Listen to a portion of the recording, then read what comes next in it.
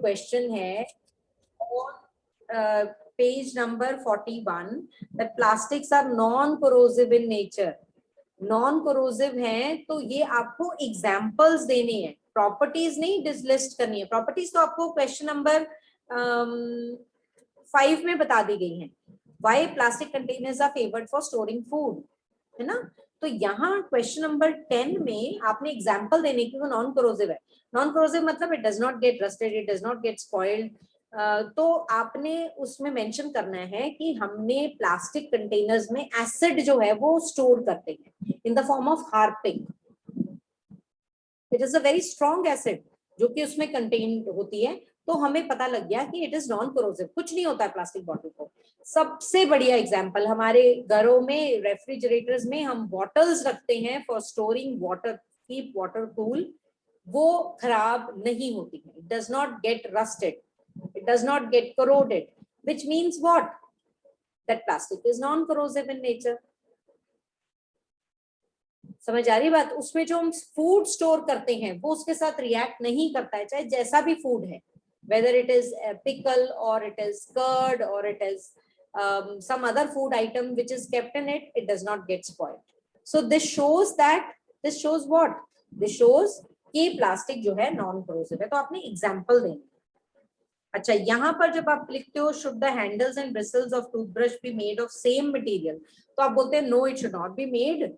जो आपको मेंशन करना है कि हैंडल जो है it is required for holding it, so it should be made with a material which is strong. And क्योंकि हम इसको पानी में यूज करते हैं so it should be water proof also, water resistant होना चाहिए मटेरियल. तो उसका एग्जाम्पल आप देंगे. फिर उसके बाद आप बताएंगे कि जो ब्रिसल्स हैं उससे हमने ब्रश करना है, वो हमारे माउथ में जाएगा. हमारे गम्स जो हैं बहुत ही ज्यादा सेंसिटिव होते हैं, बहुत ज्यादा सॉफ्ट होते हैं, डेलिकेट होते हैं. तो अगर हम हार्ड मटेरियल से बनाएंगे या हम उसी मटेरियल से बनाएंगे जिससे कि हैंडल बना हुआ है, तो वो हमारे मसल्स को या हमारी टीथ की जो गम्स हैं उनको डैमेज करेगा. And we don't want them, it will hurt also.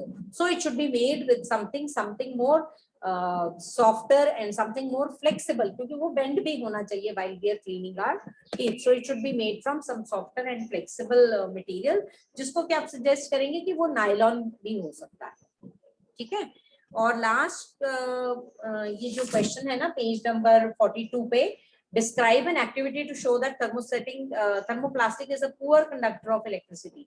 तो यहाँ पर आपने सर्किट ड्रॉ करना है.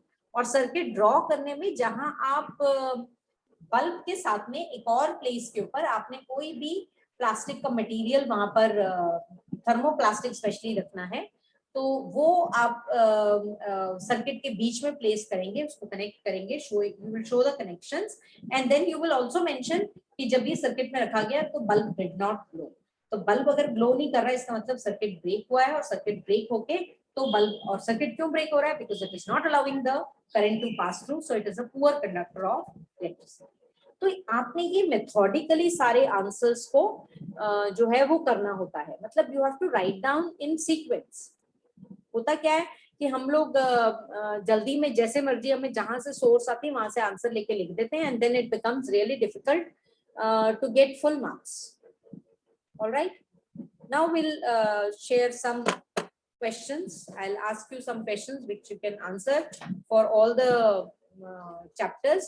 And before that, if you have any doubt regarding today's practice assignment, or if you have any doubt for any of these chapters, you can ask by raising your hand, and then we'll proceed.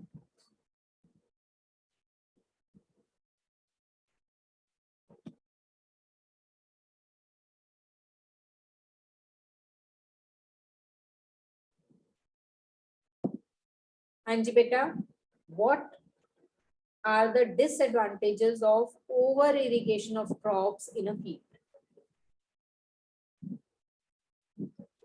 Anji Harshveer beta.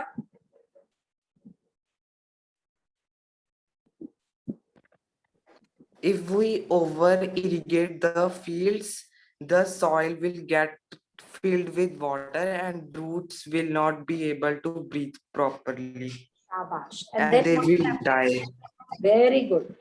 जो roots होती हैं वो भी respiration का process करती हैं through the pores which are present in between the soil particles, वहां पर एयर ट्रैप होती है।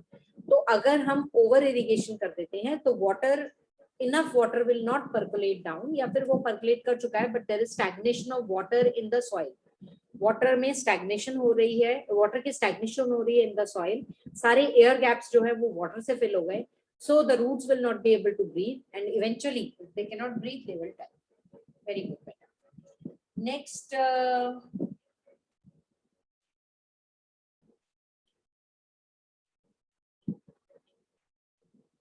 why should weeds be removed from field? weeds को field से हमें remove क्यों करना?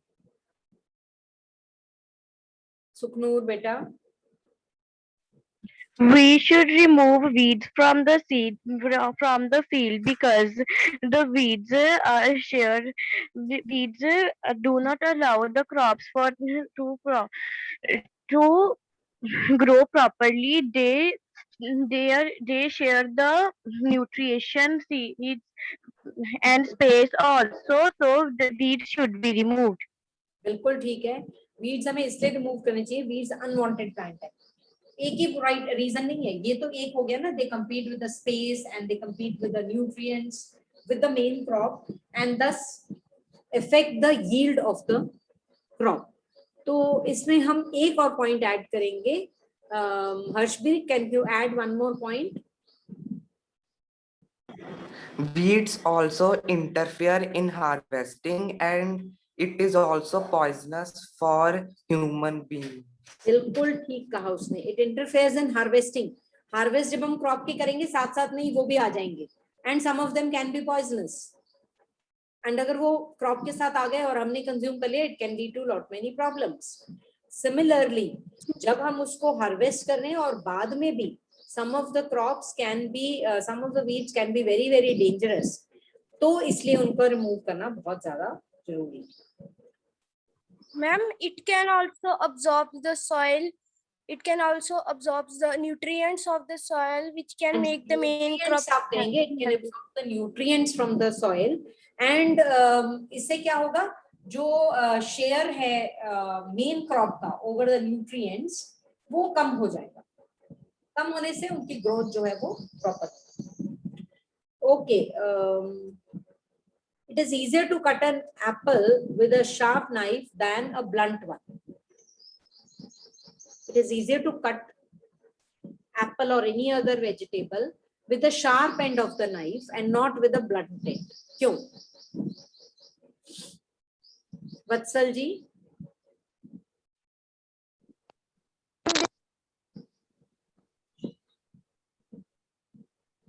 बोलिए बेटा।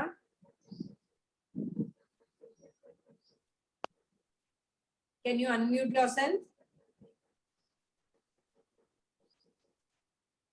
I want someone else to answer me. He's having problem, I guess. Harshpreet, बोलिए बेटा। Sharp knives have less area in contact, and if there is less area, the pressure will increase, and therefore it will be easier for us to cut the apple. पहले आपने कहना है formula pressure is equal to force upon area, फिर आपने ये सारी चीजें explain करें एग्जाम में। Next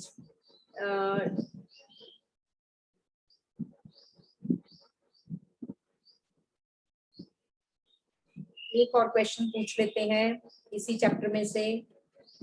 what are the differences between contact and non contact forces? Difference between contact and non contact forces. Lovejot Singh ji आपने अनम्यूट किया है, काइंडली आंसर दीजिए। आप म्यूट कर लिया।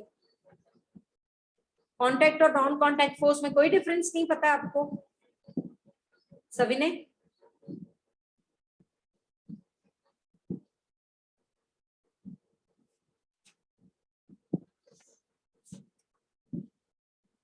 हाँ जी सभी ने बोलिए बेटा। The force applied by touching is called contact forces, whereas the forces applied without touching anything is called non-contact forces. Without objects being in contact, that is non-contact force. Janvi, you want to add something?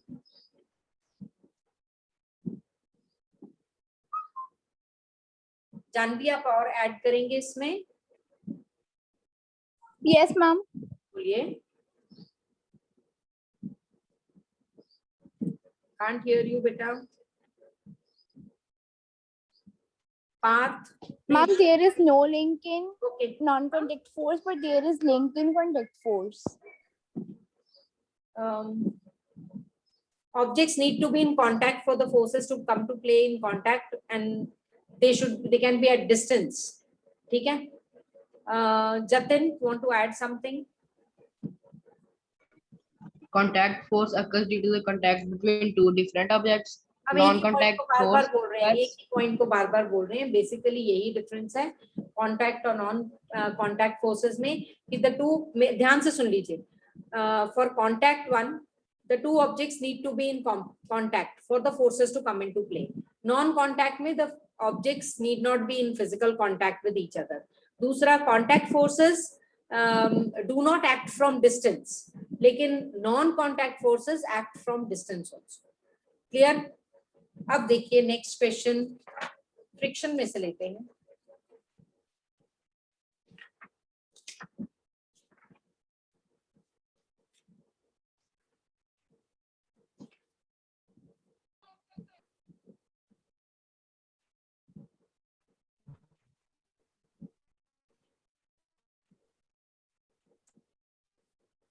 What are the advantages of friction that we discussed yesterday, I guess?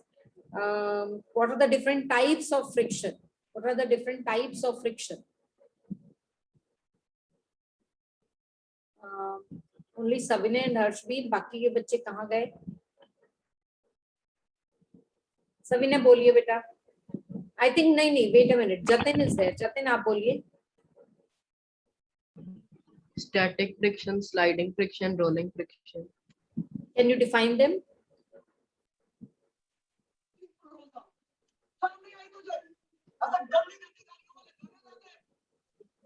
Ma'am ये there is someone, इसको remove कर दीजिए ma'am.